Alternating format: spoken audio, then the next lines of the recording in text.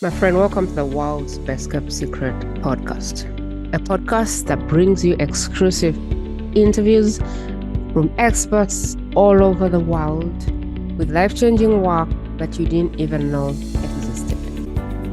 I'm your host, Prima Jobs, a partner for those that are ready to take their life-changing work in front of those whose life or business depends on it. Please follow or subscribe for more.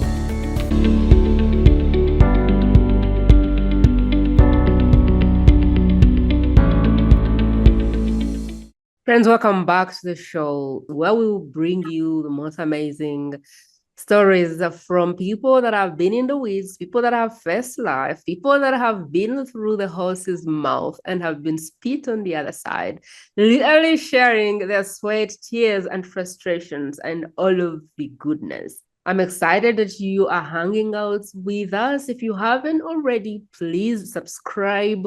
Let me know who your favorite guests are. Let me know who you want me to bring back. I would literally want to bring people back if you love their story and you love their lessons. With me today is someone that I find very, very, very inspiring. Risa is someone I want to call a survivor.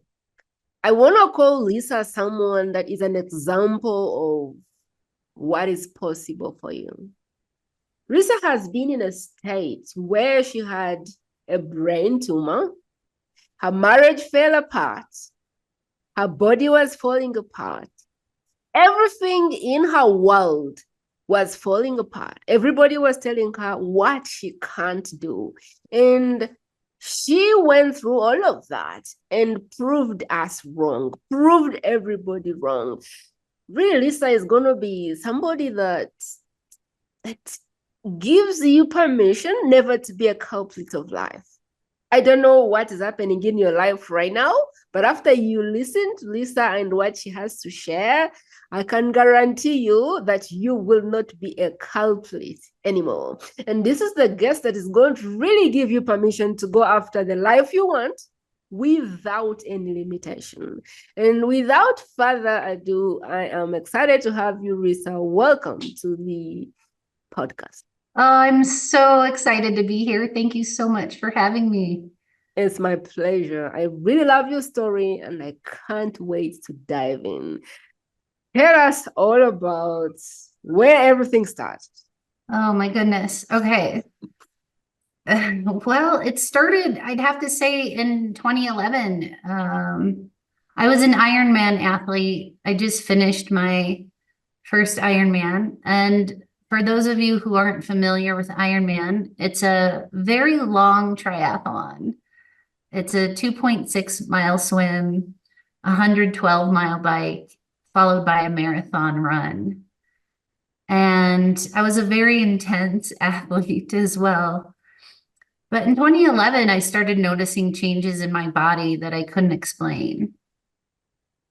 And to make it short, to shorten it, over the 7 years in between those changes happening and my diagnosis, I noticed all these changes happening, but every time I went to the doctor, they were being dismissed. And so it wasn't until, like I said, about 7 years later in 2018, where I finally was diagnosed with a pituitary tumor and a rare disease called acromegaly. And even at that point, it took some back and forth with my doctor. I asked for an MRI and she kept telling me no. And it wasn't until the third time I said, book me the MRI. I'm no longer asking. And that's when they found, a week later, found this tumor. And at that point, it was total validation. It was this very surreal moment of, wait a minute, what? Are you sure you're talking to me? I'm staring at this massive tumor on the computer screen in the doctor's office with this big gray blob in between my eyeballs.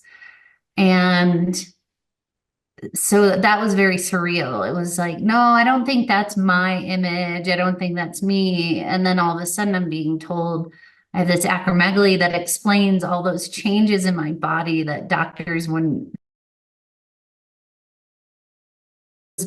I was in between validation, feeling validated, like finally I knew it. I knew I wasn't crazy in my head. And two, well, but wait a minute. This isn't, I don't have time for this. I don't have time to deal with this. This isn't me. This isn't mine. And so, yeah, I was kind of in between two places at that point. And then walk me through that journey. You know, you have this thing, and now people want to label you almost, put a name on your forehead, tell you what you can't do. Walk me through that journey of like, okay, I have this disease, but anyhow, tell me how Yeah. you got here from like, oh my God, you have this brain tumor, and oh my God, you're now a complete or whatever people want to call you, and now you can't do this, and you can't do this, and you can't do like, there's no like, how did you jump out of that? And like, how did you get here, like right now where you are today? Hmm. Well, so yeah, I 3 months later I had brain surgery and they couldn't get the entire tumor out. So I had to follow it up with radiation treatment and 6 weeks of that um and on top of medication, which was really hard for me. And I remember I was all of a sudden at this point of, wait a minute, just a year and a half earlier, I was crossing the finish line of an Ironman race, and now I could barely get out of bed. I could barely function. Getting to the grocery store, forget it. Like it was so challenging to just do the basic functions of everyday life. And I remember at the time, my husband at the time, he would ask me, do you want to take the dog for a walk with me? And I would be like, maybe tomorrow. I couldn't do it. And people kept saying, well, that's okay. You shouldn't. You shouldn't do that. You have brain surgery or if I were you, I'd highly suggest you not do that. Or if I were your practicing physician, I would highly discourage you from doing this or that. And so I just kept hearing like what I shouldn't do, and this is what you should rest, but that didn't sit well with me. And so I remember one day, and I speak to this in my book about, I was like, I'm gonna go get the mail. I'm gonna walk to the mailbox and come back. And that was the first step in my journey. I walked to the mailbox and then I got back. And it felt very hard. And just to back up a little bit, before I started thinking in terms of what can I do physically, I needed something mentally. And so I actually started painting. And I don't consider myself an artist or a painter at all. And I took inspiration from the Native American talking stick. And I started painting these talking sticks for other fellow practitioners and giving them as gifts. And now I sell them around the world. And that painting became a mindfulness practice for me. It was like a mental healing process. And then I moved to the mailbox and I went and got the mail one day. And so I remember sitting on the couch in tattered gray sweatpants and this faded purple hoodie that I feel like I was wearing for like 2 years. And I remember thinking, and I feel myself getting emotional over this. And I remember thinking, I can't live life this way. Like I can't So do I want to live or ultimately just sit here and die? And so that's when I signed up to ride my bike from Canada to Mexico down the Pacific coast. I didn't know how I was going to possibly get back on my bike and do that, but I just knew, like, this is what I have to do to heal my soul. Okay. And Let's back up. Let's back up. So now this is someone who couldn't walk the dog, and now somehow she's got herself to pick up the mail. And now she's literally saying, oh, you know what? I'm gonna do this right. Like I am gonna take my bike from Mexico to well, I told my husband that, and he was like, "No way." Canada to Mexico, yeah. Oh my gosh. It was like, if you gave me a car, I couldn't do it. And I'm like, yeah, she rode a bike from Canada to Mexico. Tell me, before you went on that ride, how was your husband taking all of these? How were the people closest to you? How many years are we talking about now? And what's happening right now in like your love life, your marriage? I know you were like married for 18 years at that point. Oh, yeah. So my husband was there for me for like my basic needs, right? Like he would have dinner ready and took care of the household and whatever needed to be done. But during this time, I'm guessing a lot of people go through this when they have a life-altering situation, but I really became reflective on my life. And I reflected back on my marriage, and he was there, like I said, in the basic needs, domestic manner. But emotionally, I felt very alone. People always saw me as this tough, get everything done. I was the one that did everything for everyone else. I was the one that took care of everyone else's needs. So I think some people just assumed I'd carry on that way. Well, I don't need the emotional support. I never needed it in the past. I was always tough. I like taught myself not to need emotional support. And then I had other friends telling me, no, oh my gosh, get it where you need it. Of course you need emotional support. And so I started reflecting on my life and really seeing where it was missing and how much I missed it. And I started doing so much healing, personal healing around that. And as I mentioned earlier, like doing healing in the modality of Gestalt. And I started recognizing all the walls and the strategies I put up over time to just be tough and to not cry and to just move forward and plow ahead. And now I was those walls started crumbling.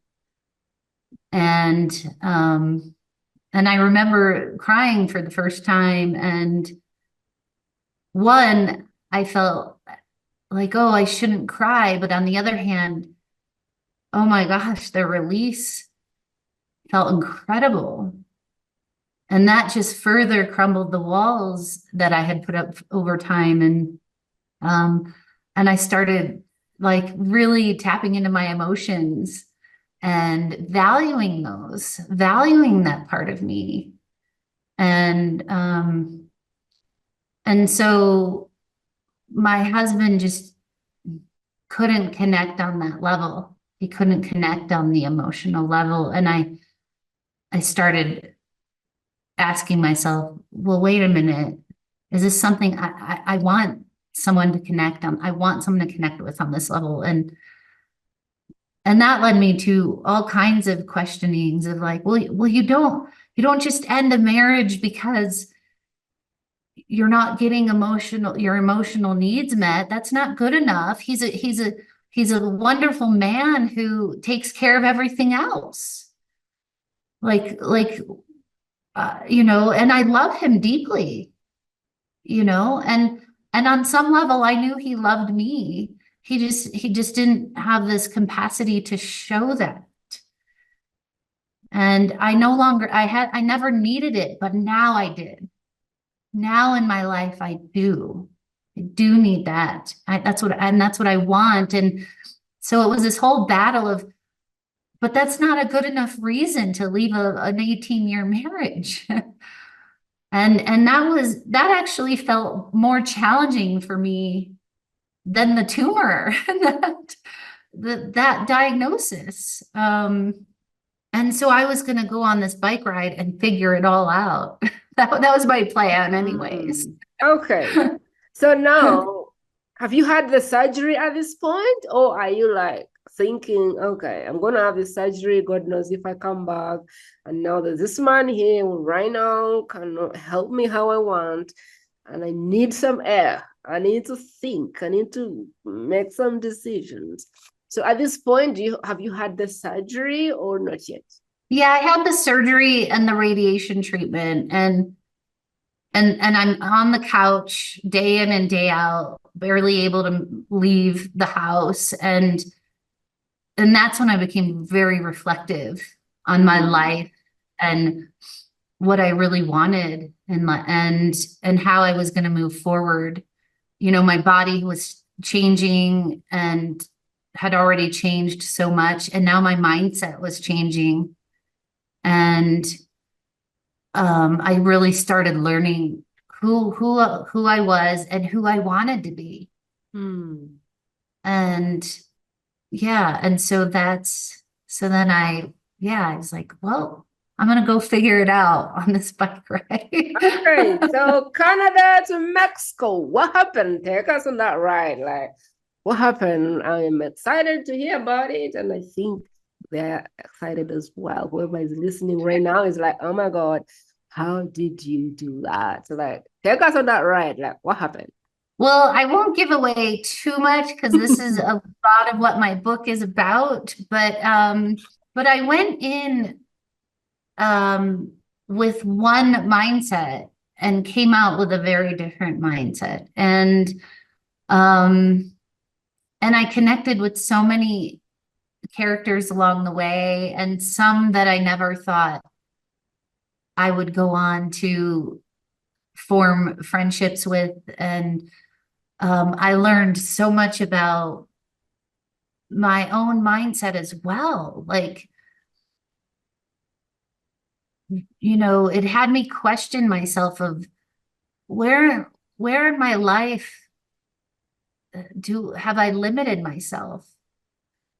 And I started shifting perspectives of, well, wait a minute. What if I stop focusing on what I can't do and start focusing on what I can do? And even though, for example, when I booked this bike ride, I had 14 months to train for it. I had no idea how I was going to get there, but all it took was going to the mailbox and getting back. That's where I started. So I set this goal, but I started with a small step. And then a few months later, I rode my bike. I rode 8 miles for the first time, which for me, someone who used to ride 100 miles in a day, 8 miles was my first start. But it was like a big deal. And so, yeah, I started with a goal, and then I started with one small step toward that goal. And I'll come back to that. I'll come back to that when you ask me for,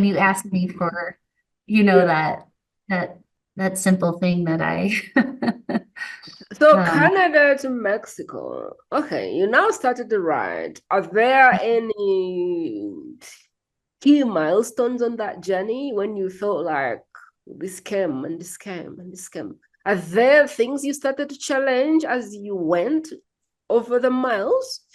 Do you want to take us on that journey? Like, first thing I realized was this, and oh my God, I realized this. And I would like to kind of have like the journey of what was happening to you along that. You don't have to go in the details. People, I think, will be going to get the book anyway, but I would love to kind of have like a glimpse of, you know, what Sure. happened, so that when I go to read the book, I'm like, oh my God, where is that chapter? Oh my God, where is that chapter?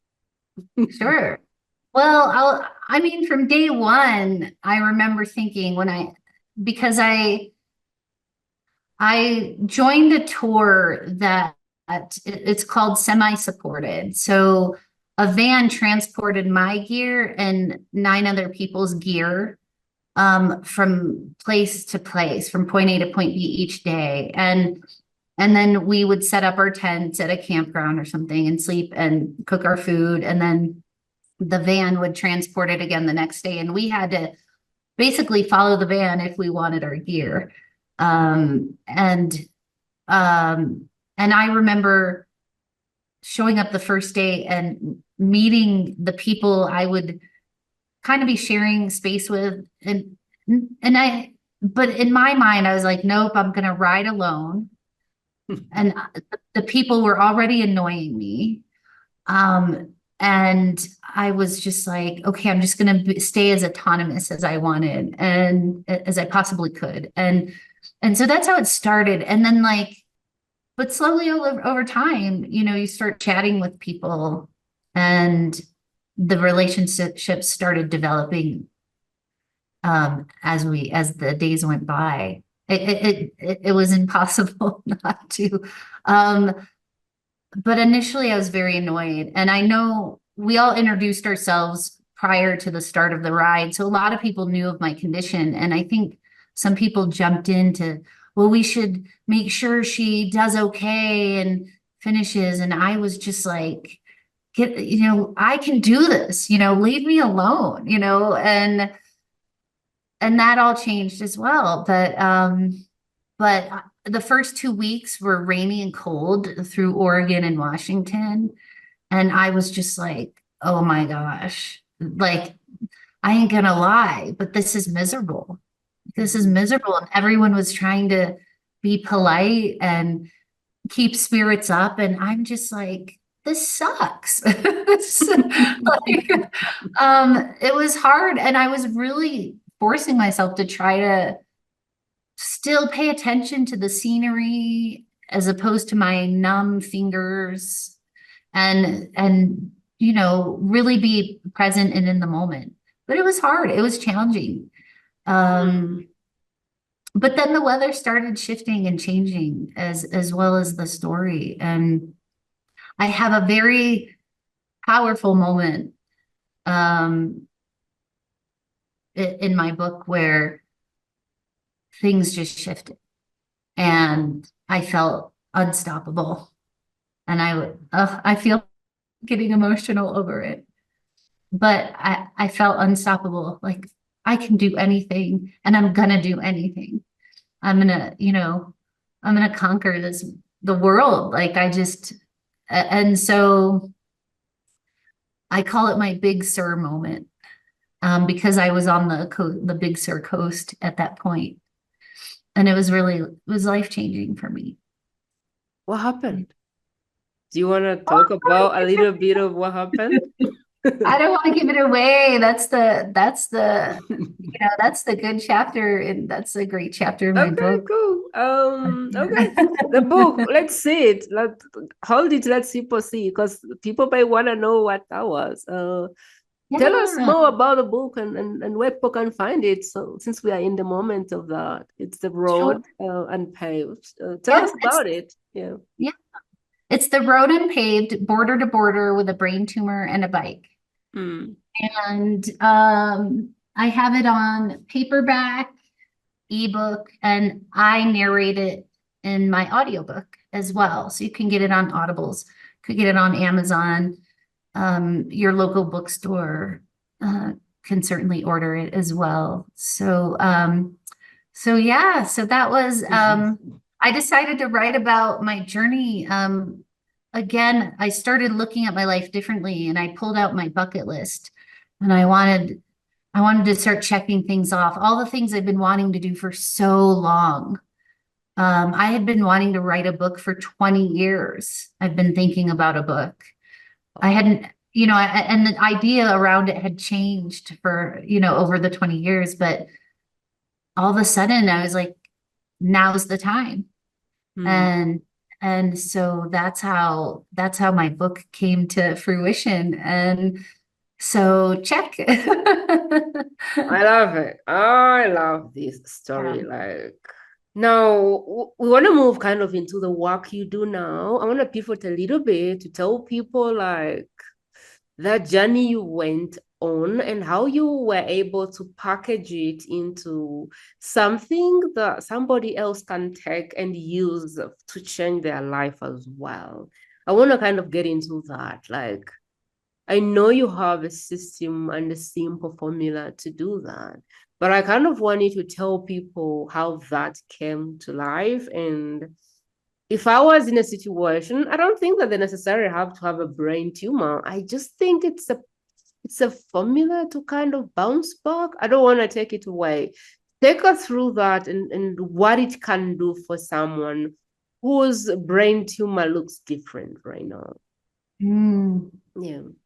Yeah. So I'm guessing people can relate to this, but in some way, in a different way. But, doctors and friends and family kept telling me, oh, you shouldn't do that. You should rest, or I wouldn't do that if I were you, or I would highly discourage you from doing that. Take care of yourself and do that. And it was kind of their own beliefs around what they thought was best for me or what I should or shouldn't do. And so I imagine people listening out there, things they've wanted to do in their life, like, oh, I've always wanted to go to Greece, or I've always wanted to start my own business, or I've always wanted to take cooking classes or learn Spanish, whatever. And there's a lot of maybe reasons coming at them, like, oh, you shouldn't do that, or we can't do that, or and so for me, I stopped focusing on what I couldn't do, shouldn't do, told not to do. I started focusing on, well, what can I do? And I took the word can and I asked, and I took the word C, the letter C, capable, the letter A, able, and the letter N, now. And I asked myself, well, what am I capable and able to do now in this moment?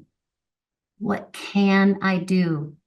And that simple question, I remember having days, here I go getting emotional again, days where I'm like, how am I going to get out of bed today? Like, how can I possibly get out of bed and function today?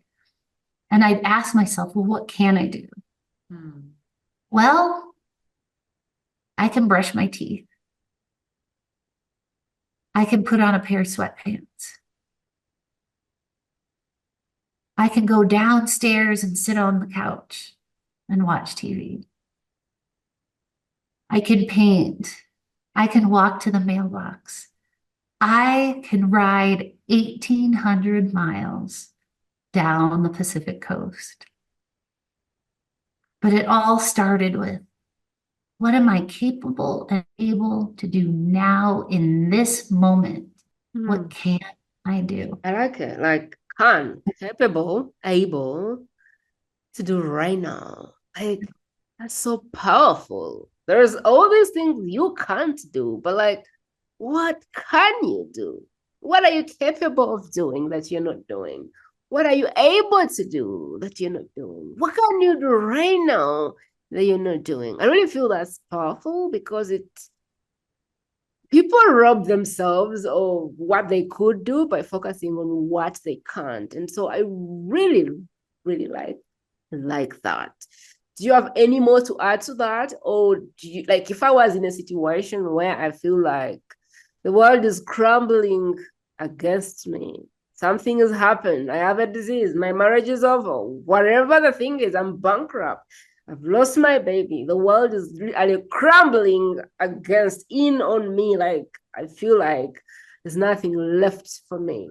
what is the thing that you want me to kind of go do right now? Or what, how should I wake up tomorrow? What's the different way I should think tomorrow? I mean, it really is such a personal process, right? And so for someone, it might mean, okay, every morning I'm going to wake up and read my favorite positive quote.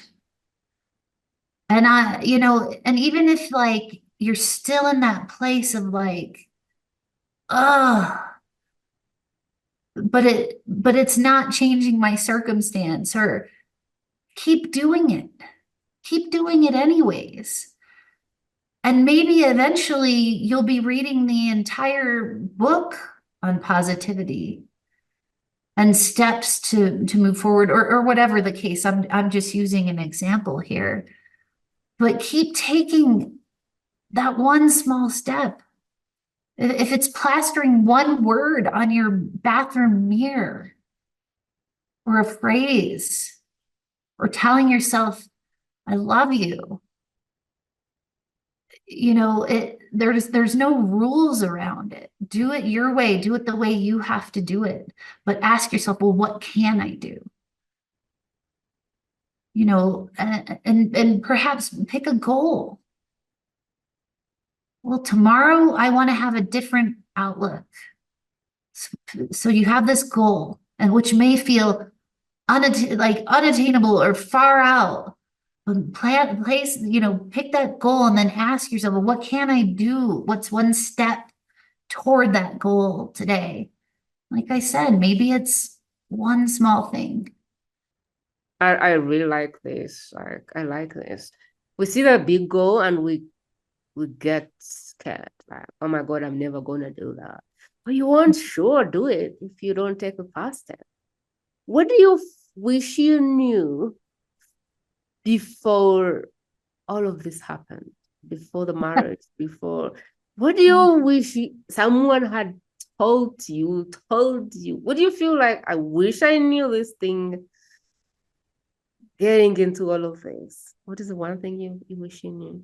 I have a couple things, but initially when you ask me that, I say, Rissa, you don't have to do it all right now. Like I wanted to accomplish everything all the time right now, had to be done right now. And then all of a sudden I'm in overwhelm. Even in my business, like I even still struggle with this. I'm not gonna lie. Like I want to get it, I want to do it all now. I want to accomplish that goal like right now. But like one, you know, you might burn yourself out. Two, you might make less, not so good, not good decisions. Let's put it this way, when you're rushing it. Um, and yeah, so I wish learned to step back, pause more often, get in tune with my intuition or my gut, which is becoming stronger and stronger the more I trust it. And just like, wait a minute, what needs to happen right now? Mm.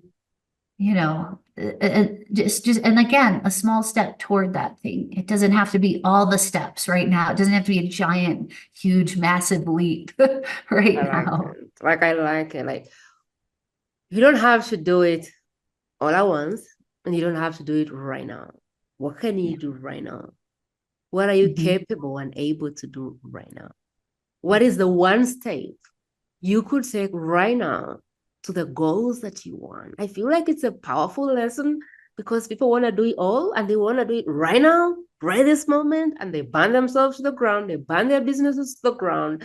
They don't achieve anything. I'm really so grateful for you, Lisa.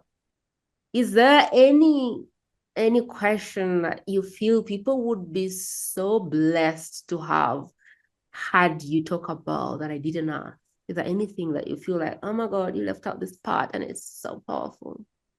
Um, gosh, I I just want to reiterate, your journey is your journey. So it's important to kind of block out the outside noise and really tune into who you are and how you want to move forward in your life. You really get to choose. No one gets to choose that or decide that for you. You get to. You get to decide how you move forward each and every day, and in your life. So I just want to reiterate that. I love it. If this was your last day on the planet and your book didn't appear, like we lost it and all of your work was gone, and that was someone who was in the middle of chaos. They were in the middle of a very bad situation. Maybe they had a disease, maybe they lost their marriage, maybe they lost it all. Maybe they felt like, you know what, there's nobody who's experienced life this bad. If you had like a minute or two to give them your final advice and they couldn't see you ever again and you couldn't tell them anything else, what would you tell them to be true about bouncing back from that type of situation? First, I would say your feelings are valid because that was such an important journey. Part of my journey was learning to embrace my feelings and emotions and how I felt. And then I would say, and this is actually something that someone else had told to me when I was in a grief-stricken place. And they said, you may never get over it, but you will get through it. And that has stuck with me, as we may always have these things that happen from our past, but are we going to stay stuck? Or are we going to go through and forge ahead? And that, yeah. And so that's stuck with me. Powerful, powerful, powerful. I know you're a coach. I know you're doing this work. You're helping people get out of this culprit life and create a limitless life. Is there anything you've come across, any advice you've come across, anything you've come across that you feel like this is really not serving people? And if I had it my way, I wouldn't tell people to do that because it's really not helpful. Like, I'm in the make money space and I help coaches get hired, and I really don't like it when people say get clients by Friday or by Christmas, or I'll make you 20K in 10 days. No, you won't. And I think it's really misleading. Also, when people say you can attract clients from day one, no, you won't. In the first time, you gotta have to get your hands dirty and get in front of people and prove your worth before you're able to attract them. And so there's all these things that go on in the market, and I have my own strong opinions, of course. And if I have a guest who has a strong opinion about something in their area of expertise, they're welcome to talk about it. Oh my gosh, yes. I think we could have a long conversation about this. First of all, my humble opinion is if you're money driven, you're in the wrong business. Um, what I do, I don't do for money. I do it because I'm passionate about it. And I think that comes through. And also kind of reiterating,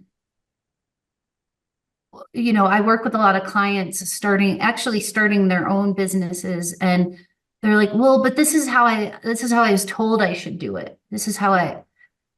And I'm like, do it your way.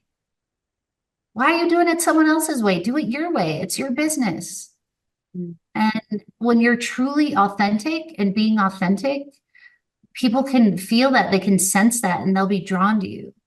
But if you're trying to mimic some other person's, way of doing things, it feels inauthentic. And so, yeah, so that's, I guess, my humble opinion on that. But I'm trying to think if I have anything else to say about that. I think that's all right now, but but yeah, that's I also have a question for you. Like now being in the coaching space for a while, what has being in the trenches with clients taught you about coaching and consulting that you didn't understand getting in? What do you wish that you knew about this work that you do right now with clients before, like, what do you wish you knew before getting in that you didn't totally have a clue about, that you're coming to learn because you're working with clients and you're seeing the reactions and the response and the results, and you're like, wow, I really wish I knew that before. hmm. Yes, well, I've had a couple businesses and I have a business background. And so I felt like going into this business, I had a little more knowledge as far as how to operate my business. But as far as starting this business in particular, for me, again, I think it was not getting caught up in how other people do it, how other people do their coaching practices, how other uh, how does Rissa want to do it? And I found the more authentic I became and the more I started operating my business the way that felt in alignment with me, the more clients I started attracting. And, because I felt like is coming from a place of, like I said, authenticity and being extremely genuine. And people are drawn to that. I really love that because I feel like a lot of coaches are trying to build a business like the other person. The other person made 100 million, and so I'm going to do the same. Mhm. But like, hold on, wait, like you don't have the same DNA, you're not wired the same way, and you definitely won't do it. And so I feel like a lot of people come in and they want this blueprint of, the coaching business. Yeah. Well, a blueprint is a frame, a framework is a flame, it's a guide. And we're tasked to take this and make it ours, like infuse our DNA. And I really like that lesson because I feel like a lot of coaches are looking for the blueprint to their coaching business. And like it's not there. You're going to get that blueprint and make it yours and infuse your lessons and infuse your own failures and make it better and make it your thing. And so I really like this. I like this. Are there any words you want to end with, Risa? Oh gosh. Um, just want to say, don't let anyone limit you. No, live your life unleashed without those constraints of whether they're your own limiting beliefs or other people's. Move forward and live your best life. I love it.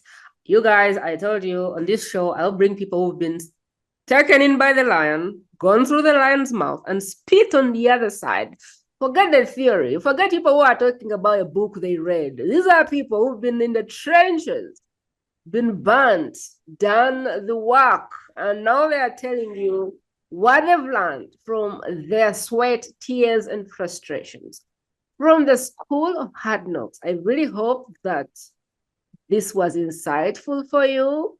Please go to Amazon and check out Rissa's book if you would love to dig in. It is called, is it The Road Unpaved Reader? Let's see it again.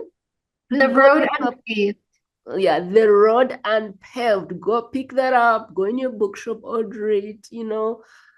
I really would love this book in the hands of as many people as possible who are losing their lives and they are just taking the path of, this is what life threw at me. And, I'm a cancer person. And you don't have to be. She's your example that you can turn around your life the day you decide to. And she's given you a formula, which is can, you know, Mhm. what are you capable of doing? What can you do? And what can you do right now to take the first step to the life that you want, to the unlimited life, to the limitless life. I am really like honored to have had her on the show. I hope you took as many notes as I did. Please go ahead, pick up her book. And finally, so if somebody was to connect with you, are you like on social media? What can they do if they're like, oh my God, I really want to learn more from Risa? Where can they go to find you? So you could go to my website, rissaaugust.com, and that's Risa August, just like the month.com. And I am at Rissa Unleashed on Instagram, at Rissa Unleashed on Facebook as well. Amazing. Thank you, Risa, for spending your time with us today. It's been a pleasure having you. And to you who is listening in, thank you so much for sharing your day with us and hanging out with us. I don't just want you to be inspired, and I don't just want you to enjoy the show. I want you to go and do something with the information. And so whenever an episode ends, I want you to be thinking, what is a step one I can take right now to change my life based on the speaker? And if you like this, please do all of the things that podcasters do.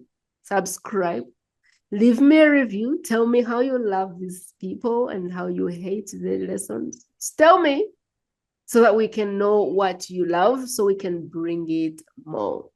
Give me those reviews, give me that subscribe, share it with someone who you feel should meet Risa, and so that she can be discovered and so that we can serve more people. I have a rare conviction, and that is that you and I can change a life in this universe. And the only thing I can ask of you is that you share these episodes if they bless you, is that you subscribe and you rate and review so that the platforms know that this is something more people want to get to. I have a strong conviction about that, and I really hope you feel the same. Thanks for your time today. I will see you again on the next episode. That is it, my friend. To listen to more exclusive interviews like this one, simply go to the World's Best Kept Secret podcast.com and select interviews based on preferred topic.